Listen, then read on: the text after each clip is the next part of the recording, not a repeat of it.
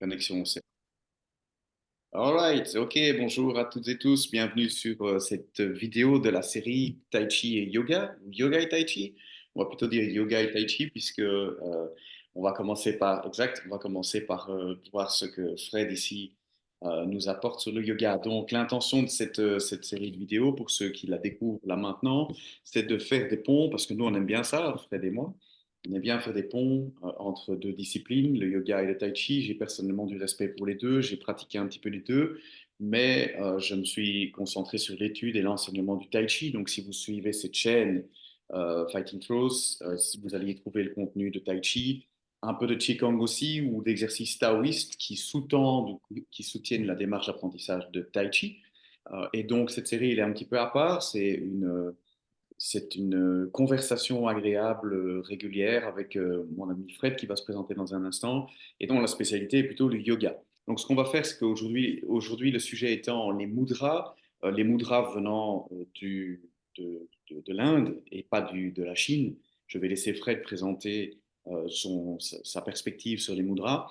Et alors, pour lancer la série acupuncture, série de vidéos qui va sortir le 15 septembre ici 2024, donc, j'ai une série de 25 vidéos que j'ai fini d'enregistrer il y a une semaine sur les points d'acupuncture et les principes de médecine chinoise dans le tai chi.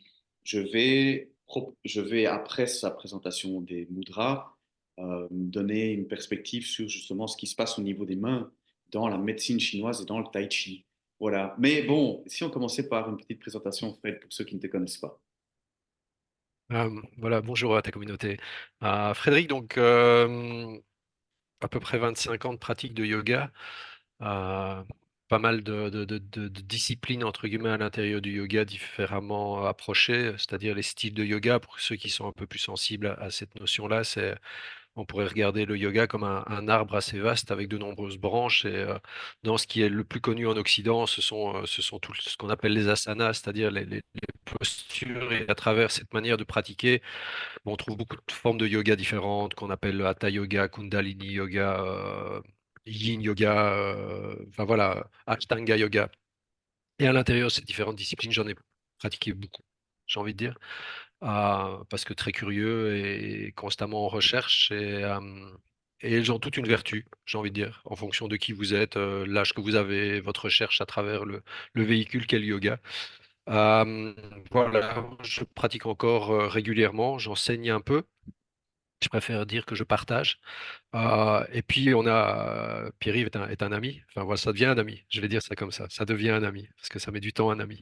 C'est précieux. Mais voilà, c'est quelqu'un que j'apprécie énormément et on se rencontre euh, d'abord dans le professionnel et puis on s'est découvert on va dire des passions communes et des sensibilités, même des idéologies communes. Et on a découvert enfin, grâce à lui, à sa proposition, qu'il y a beaucoup plus de ponts que ce qu'on pensait et qu'on en découvre presque chaque fois entre nos pratiques respectives qui sont le tai chi pour Pierre-Yves et le yoga pour moi. Et voilà, on vous partage nos conversations avec un grand plaisir en espérant qu'elles vous intéressent et qu'elles vous passionnent aussi. Ok, merci Fred, merci pour ta présentation. Comment partir de là? Ok, moi ce que je propose, c'est qu'on entame le sujet parce qu'on est limité par le temps, on essaie de tenir la vidéo à 30 minutes et c'est une grosse galère pour nous deux. Et parce qu'on a beaucoup de choses à partager, on est curieux, passionné et on aime bien justement, ben, comme tu le disais Fred, partager ce qu'on connaît, ce qu'on aime. Et donc, lançons-nous dans le sujet si ça te va. Est-ce que tu peux nous en dire un petit peu plus sur les mudras? Puisque les mudras, c'est indien, c'est pas chinois. Corrige-moi si je me Voilà, trompe. alors je vais faire non, non, c'est très juste. Je vais faire aveu d'humilité. C'est vraiment un domaine que je connais peu, très sincèrement. C'est pas mon domaine de prédilection, mais j'aime bien aller m'égarer, je dirais, pour découvrir et m'instruire par la même occasion. Pour faire un résumé très simple, je vais reprendre le titre d'un livre que vous pourrez trouver. Euh, c'est le yoga des doigts. On peut vraiment concentrer pratiquement cette notion de mudra sur le yoga des doigts.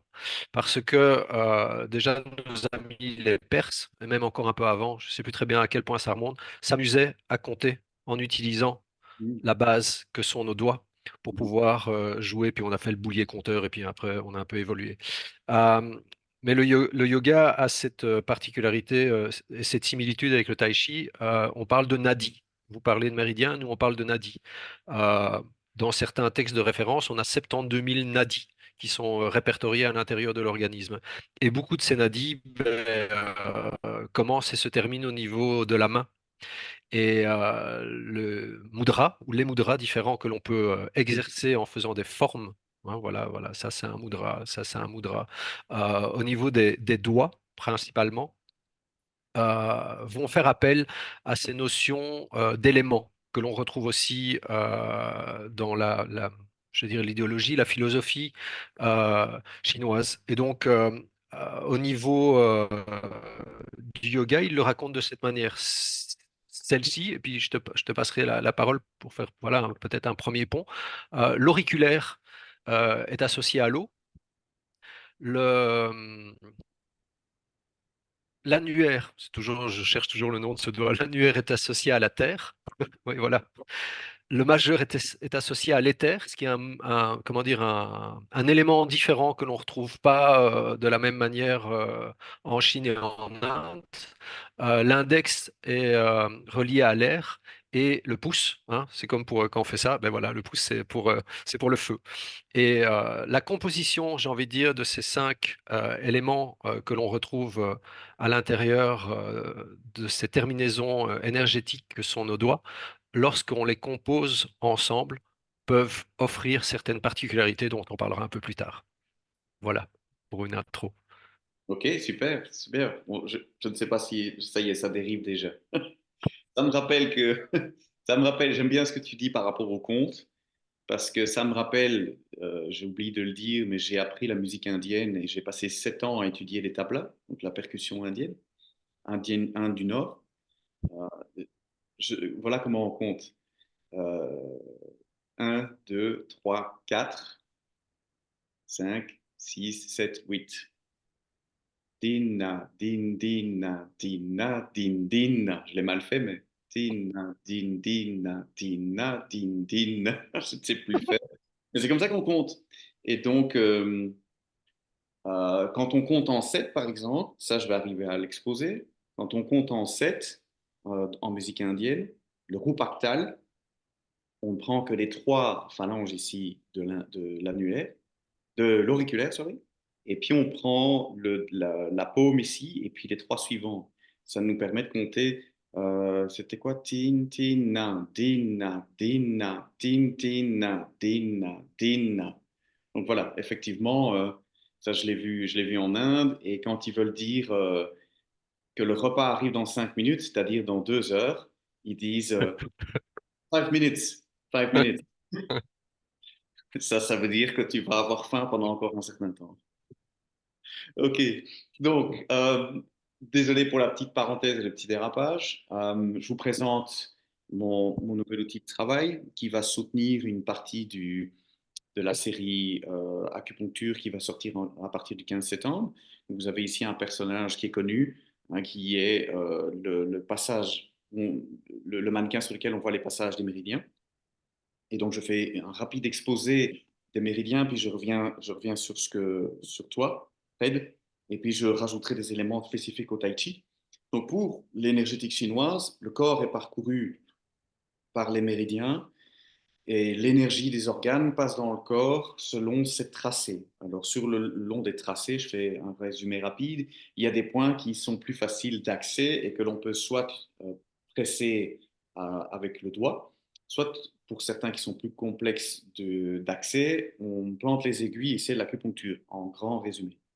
Alors, il y a énormément de choses qui se terminent ou qui commencent au niveau des doigts, des mains. Il y a une partie qui se termine et qui commence au niveau des pieds, et il y a une grosse partie qui passe au niveau des doigts. Donc, je vais faire maintenant l'inventaire. Ce serait intéressant de voir au niveau énergie les 5 éléments, parce que les 5 éléments, on les retrouve aussi dans la médecine chinoise. Mais on a sur le pouce le méridien du poumon qui se termine avec le point 11 au coin de l'ongle du pouce et qui passe ici le long du pouce et puis qui remonte dans le bras. On a sur l'index le gros intestin qui commence, lui, là où le poumon se termine, ici au coin de l'ongle. On a le gros intestin qui forme un couple viscère, organe viscère avec le poumon. ce qui est très intéressant par rapport à ce mudra ici, puisqu'en fait, on fait une boucle entre l'organe viscère correspondant, poumon, gros intestin. Gros intestin qui commence au coin de l'ongle ici, qui parcourt le doigt. On a le fameux GI4, donc gros intestin 4, à cet endroit-là, qui est très connu et très accessible pour le massage. Et alors, moi, je vais en parler un peu plus abondamment dans la série. Dans la tabatière, c'est-à-dire le creux ici formé entre les deux tendons, on trouve le point 5 du poumon. Poumon, gros intestin, sorry. Je m'embrouille. Gros intestin, point 5, il se trouve entre les deux tendons. Tabatière, formée entre les deux tendons ici, qui en fait servait à tasser le tabac avant de le mettre dans la pipe. Donc c'est pour ça que ça s'appelle la tabatière. Sympa quand même. Ok, Alors, je peux te faire un pont parce que je trouve que ce sera plus dynamique et plus amusant avant qu'on mette trop d'infos dans un sens parce que il y a cette fameuse posture que tu as nommée, que nous on appelle soit Chin Mudra, soit Jhana Mudra, en fonction de la manière dont elle est faite. Mais dans tous les cas, clairement, elle connecte, elle connecte. Elle connecte dans le cas de ce que j'ai compris au niveau des méridiens, le gros intestin et le poumon, dont je sais qu'ils font partie d'un seul ensemble. Hein, ils sont intimement reliés, je dirais, dans la médecine chinoise. Et ce qui est amusant, c'est que ceci, pour les Indiens, dans la notion des mudras, c'est vraiment un mudra de base qu'on utilise régulièrement dans la méditation. Et il a deux facultés. Soit je vais tourner ma paume vers le ciel, et je vais me connecter, on va dire, à ce qu'on appelle Jnana Mudra, c'est-à-dire le mudra de la connaissance, d'une certaine manière. Donc, je vais me relier au ciel, d'une certaine manière. Je vais mettre en privilège, je vais dire, l'aspect pulmonaire, l'aspect air, l'aspect ascension. Voilà. Et de la même manière, je peux m'amuser à tourner ce mudra le sol, vers vers la terre, et il va devenir Chin Mudra, et il va me concentrer sur la notion du soi, du self.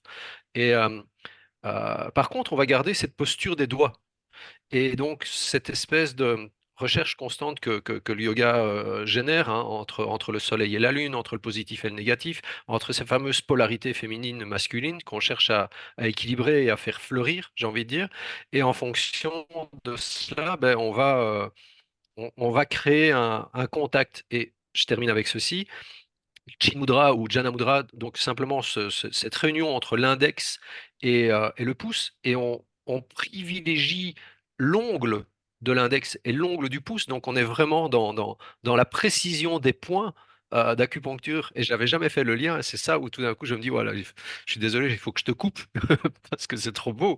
Euh, on vient vraiment chercher ces points-là, et j'en avais pas conscience, et l'Inde, entre guillemets, raconte que l'atma, avec un A majuscule, qui est l'âme universelle, celle que nous partageons tous, donc nous faisons partie d'eux, se connecte avec le soi, l'éther, hein, l'index, le petit atma, avec un A minuscule que nous avons chacun entre nous. Et donc, à travers ce geste, quelque part, nous relions à ce qui est plus grand que nous, d'une certaine manière. Voilà, c'est le parallèle ou le pont que j'avais envie de faire avec cette explication. merci Fred, qui vient de dire qu'avec toute grande humilité, il ne connaissait pas grand-chose sur le sujet. Bravo bravo pour ton humilité, je salue. Alors, effectivement, donc pas mal, je ne connaissais pas le point de contact, mais ce sont les deux points précis, P11, poumon 11 et gros intestin 1, ils sont effectivement à cet endroit-là.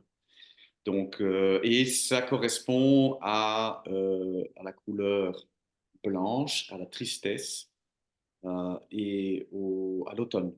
Et j'allais dire, donc blanc, plutôt la couleur, je ne sais pas au niveau de l'élément. Je ne sais plus au niveau de l'élément, mais je pense que c'est l'élément air. Sorry, j'ai un doute. Je pense que c'est l'élément air. Donc on est dans ce que tu proposes, ce que tu dis ici. OK, je continue alors. Majeur, pour une fois que je peux faire ça comme ça tranquillement, qui est la fin du péricarde. Le péricarde, c'est l'enveloppe du cœur, donc c'est le muscle qui est autour du cœur, qui le protège. Il sert au niveau énergétique, il a le même principe, donc il a une fonction tampon autour du cœur. Donc il fait un peu effet protecteur autour du cœur, donc c'est la membrane. J'espère que c'était effectivement un muscle, comme je viens de le dire. Et le point 9 se trouve à la fin du majeur. Il y a un point qui est très intéressant, qui est le point 8. J'y reviens dans un instant, mais ce sont les stigmates du Christ. C'est ce que mon prof disait, je trouvais ça intéressant. Il a été perforé dans le point 8 du péricarde, le Christ. Il a mal terminé, ce gamin. J'avais pourtant des bonnes idées. Et alors, on a le point 7 ici à la jointure du poignet. Là. Et puis, on va trouver 6 et 5 et puis 4. Et on va continuer sur le chemin. Et ce méridien du péricarde, il parcourt l'intérieur de l'avant-bras comme ceci. Et ce sont des points anti-stress. Donc, moi, je les utilise en plaçant mon pouce comme ceci. Je prends mon avant-bras comme ceci. Je place le pouce. Je maintiens une légère pression. Je peux le faire sur le point 8 aussi, comme ceci. Et c'est un très bon anti-stressant. Donc, je vais le proposer comme point anti-stress. Et on va d'ailleurs faire une vidéo la prochaine. On en avait parlé, si tu es toujours d'accord, de faire sur la gestion de stress dans le yoga et dans le tai chi. Et ça, c'est une des manières de travailler le stress. C'est un point accessible, point 8 péricarde, ici. Ah, je me Ok. suis détendu. Je te repasse la parole. Le, j'essaye de bien trouver la bonne position. Lorsqu'on met le majeur et le pouce en contact, c'est un mudra, hein. Il y a vraiment énormément de mudras, hein. C'est une science assez complexe. C'est pour ça que je disais humblement, je ne connais vraiment pas grand-chose par rapport à ces mudras. Ils sont extrêmement passionnants à aller explorer, bien évidemment. C'est ce qu'on appelle Shunya Mudra. Alors, le lien, tu vois, on ne s'est pas préparé. Il faut quand même dire à tes auditeurs qu'on on s'est pas préparé. On dit pas, tiens, je vais dire ça, toi, tu vas répondre ça. Non, non, c'est complètement instinctif. On est assez dans ce mode de fonctionnement-là. Et c'est un mudra qui est connu pour calmer le mental. Voilà, c'est dans la gestion du stress, on sait très bien que notre mental nous emballe comme il faut et il nous emmène et peut nous faire vraiment pédaler comme cette espèce de petit hamster à l'intérieur de la roue comme des dingues. Et donc une manière de calmer le mental, c'est de mettre en contact pardon, le majeur et le pouce. Et il a ces facultés-là. Il a d'autres facultés, il paraît. Mais voilà, c'est là où de nouveau, j'ai pas suffisamment de d'expérience à partager comme un savoir et une connaissance, mais voilà, dans les textes et dans la théorie, ils racontent qu'ils peuvent améliorer au niveau de l'oreille interne, au niveau de l'ouïe. Voilà, c'est assez extraordinaire, paraît-il. Et donc, petite pratique pour ceux que ça intéresse vraiment, allez vous renseigner et puis surtout tester par vous-même. Un mudra se fait entre 21 et 40 jours tous les jours pour que les effets soient disponibles. C'est pas juste un one shot. C'est important de le rappeler à tous ceux qui aiment pratiquer.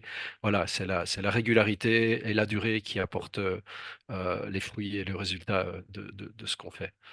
Ok, ok, super, ben, c'est vrai. Alors, je continue mon petit chemin. On va trouver le triple réchauffeur sur l'annuaire. Alors, le triple réchauffeur est un peu plus compliqué à expliquer parce que ça veut dire. Parce que c'est pas un organe viscère. Donc, il y a 5 organes viscères en couple. Il y a poumon, gros intestin, cœur, intestin grêle. Là, maintenant, il faut rein vessie. C'est-à-dire, il faut que je fasse l'entité estomac et foie, vésicule biliaire. Donc, ça, ce sont les 5. Et puis, vous avez le triple réchauffeur. Le triple réchauffeur se trouve dans l'annuaire ici. Et lui, il passe sur le dessus de la main et sur le dessus de l'avant-bras. Il passe au niveau du triceps ici. Il passe derrière l'épaule. Il se termine au point 23. Donc, après avoir remonté ici au niveau du trapèze. Et puis, si mes souvenirs sont bons, il fait le tour de l'oreille. J'espère que je ne dis pas de bêtises. Et il se termine au point 23 ici, au coin de la tempe. C'est un bel endroit pour aller frapper avec un bâton. On travaille ça en art martial philippin sur le point 23 du triple réchauffeur. Le triple réchauffeur, ce sont les 3 étages de digestion.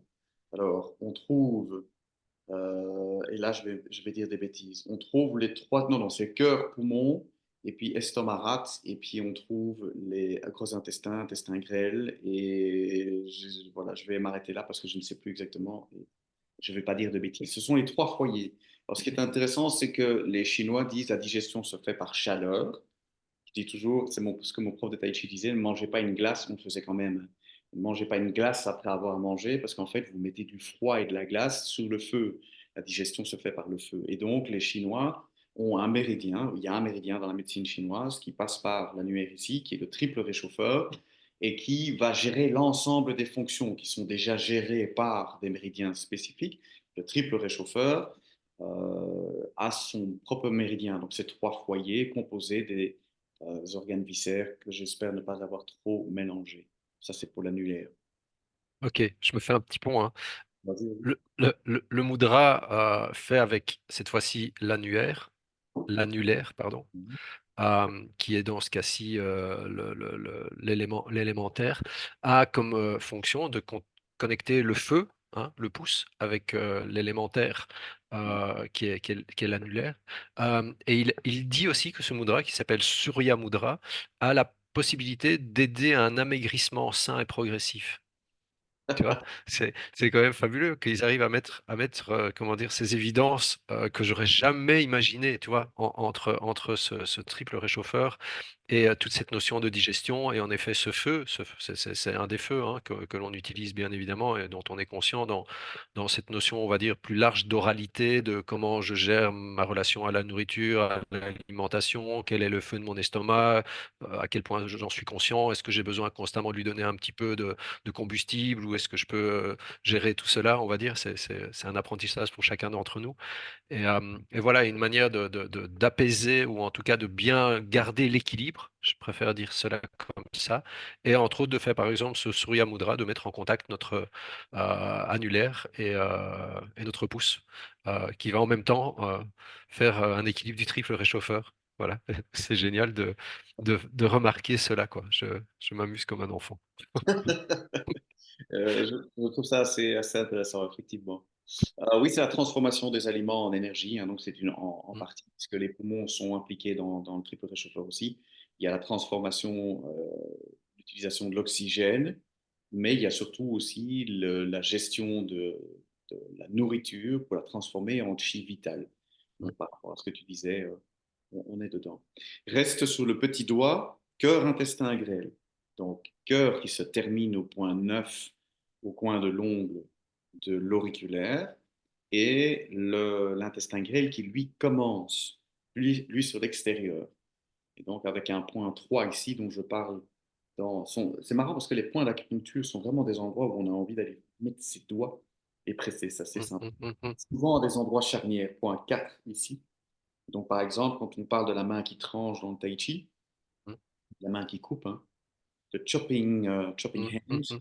on frappe avec la partie entre point 3 et point 4.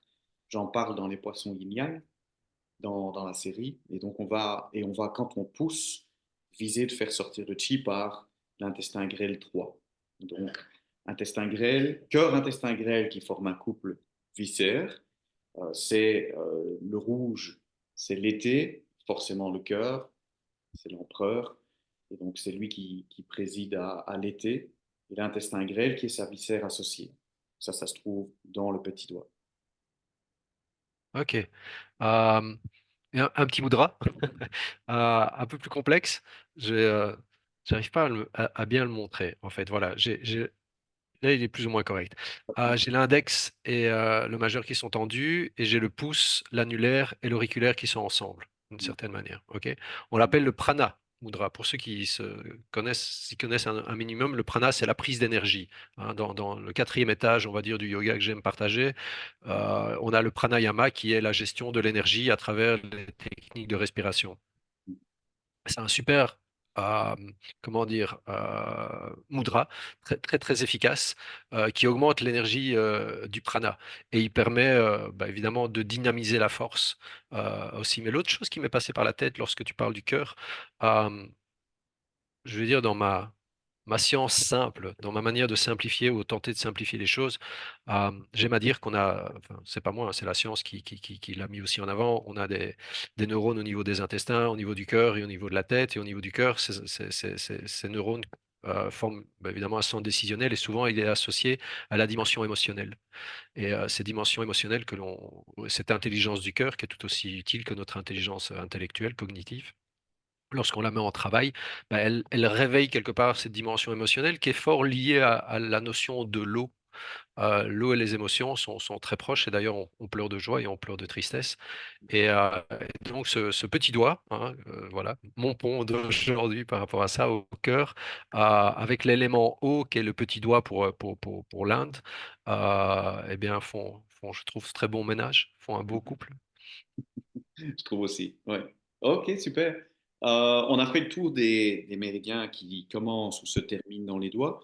Moi, ce que je te propose, c'est, et pour tout doucement terminer la vidéo ici, de parler de quelques positions de main dans le tai chi. Alors, il faut savoir qu'il n'y a pas de pratique de mudra dans la forme, puisque dans la forme de tai chi, les positions de main sont liées à l'application combative ou à la pratique martiale.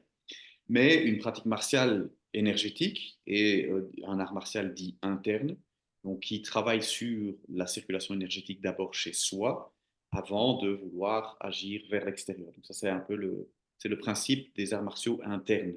Alors, je vais montrer trois, quatre petits trucs rapidement. Le point. Alors, en tai chi, on positionne le pouce de cette manière-ci. Donc, on ne le place pas comme ceci.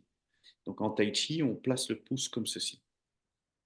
C'est-à-dire qu'on crée un pont qui va en fait provoquer une extension de la terminaison du méridien du poumon.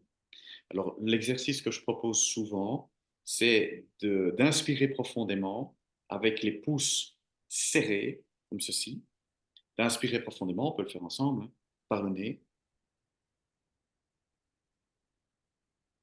Et puis, relâcher un petit peu, parce qu'on a mis des tensions. Et puis de faire la même chose en laissant un petit œuf de caille dans le creux du poing. Donc on ne va pas serrer le poing très fort, on va le laisser un petit peu de marge. Et on va former le pont plutôt que d'avoir les pouces comme ceci. On va étendre le méridien du poumon et on va inspirer très fort par le nez.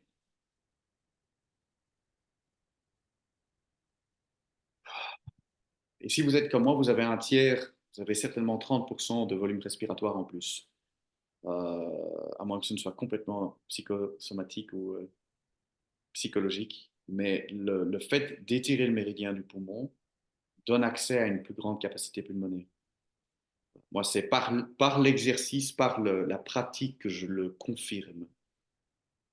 Première chose. Deuxième position intéressante, là, il faut que j'attrape mon épée, j'ai oublié de préparer.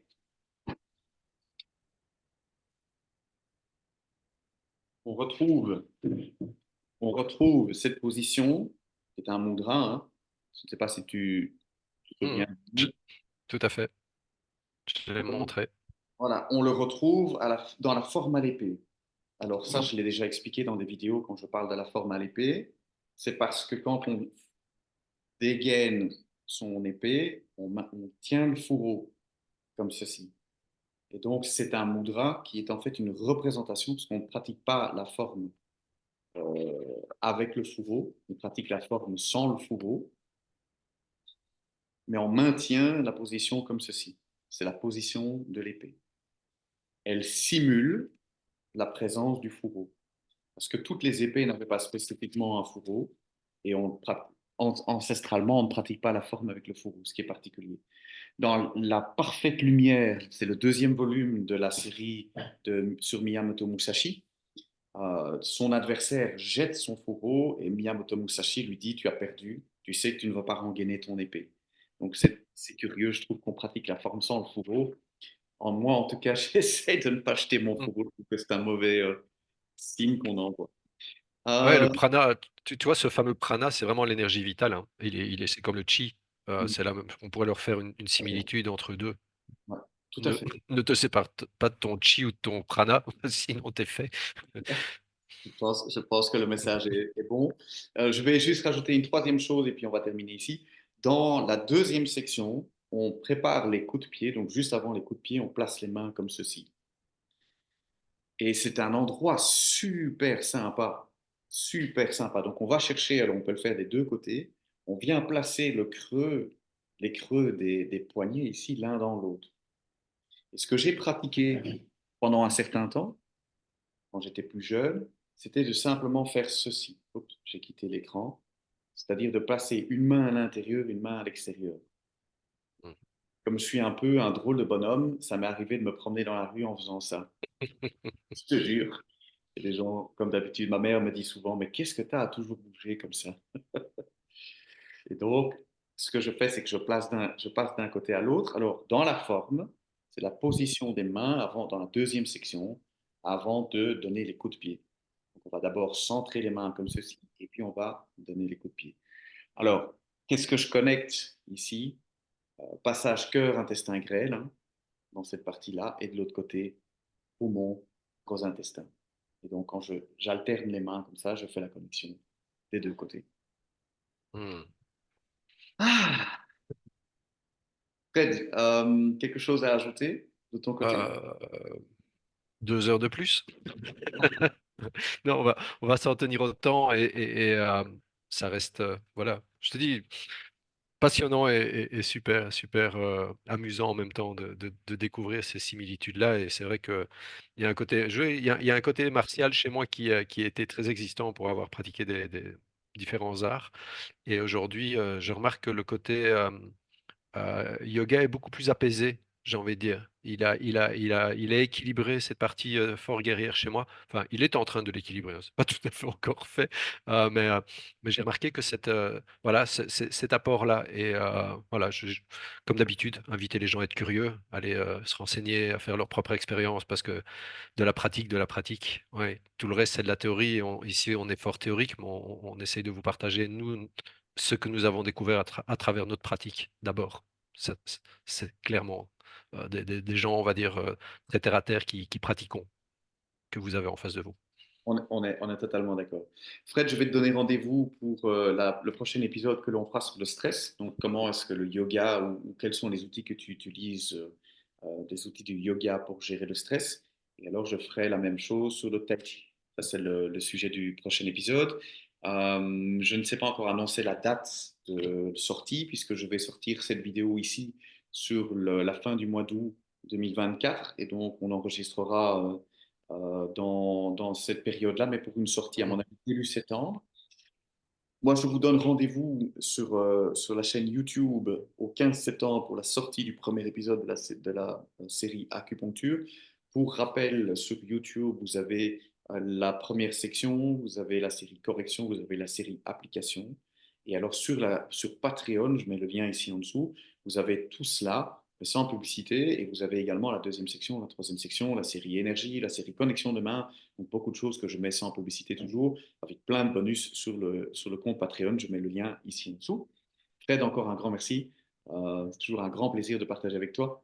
Et on se donne rendez-vous tout bientôt pour un partage alors sur Tai Chi Yoga sur la gestion de stress. Merci à vous tous de suivre ici, de nous suivre ici. Vous pouvez liker la vidéo, la partager, mettre un like, mettez vos questions, vos commentaires dans la section commentaires. Comme ça, on peut interagir. Si vous avez un sujet que vous voudriez que l'on traite dans l'angle yoga tai chi, on est à votre écoute et on se retrouve tout bientôt. Je vous remercie et on se retrouve tout bientôt pour une prochaine vidéo. Salut Fred. À bientôt. Bonne journée à vous. Salut.